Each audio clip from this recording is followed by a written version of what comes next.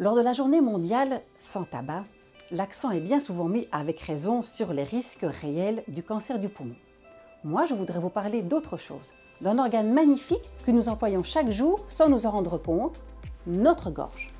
Nous aimons tous parler, rire, chanter, parfois même à tue-tête lors d'un concert, boire un petit coup, manger un petit bout avec nos amis, avec nos proches. Et tout ça, nous le faisons grâce à un petit boîtier situé ici, au creux du cou, à hauteur de la pomme d'Adam, que l'on appelle le larynx. Allons voir ensemble ce qui s'y passe.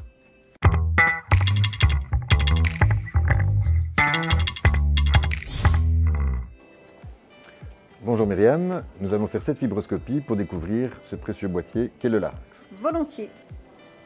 Une nasofibroscopie, c'est un examen qui consiste, à l'aide d'une petite caméra qui est introduite par le nez, de visualiser l'entièreté du nez et de visualiser aussi le larynx et les cordes vocales.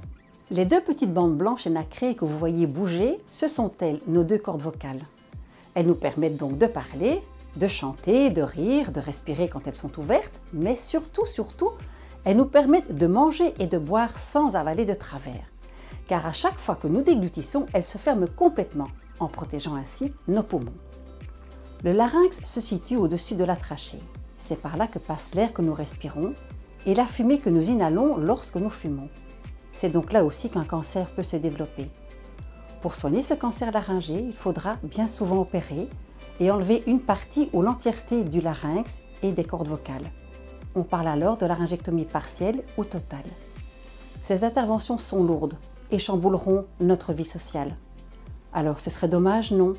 Cette gorge, prenons-en soin.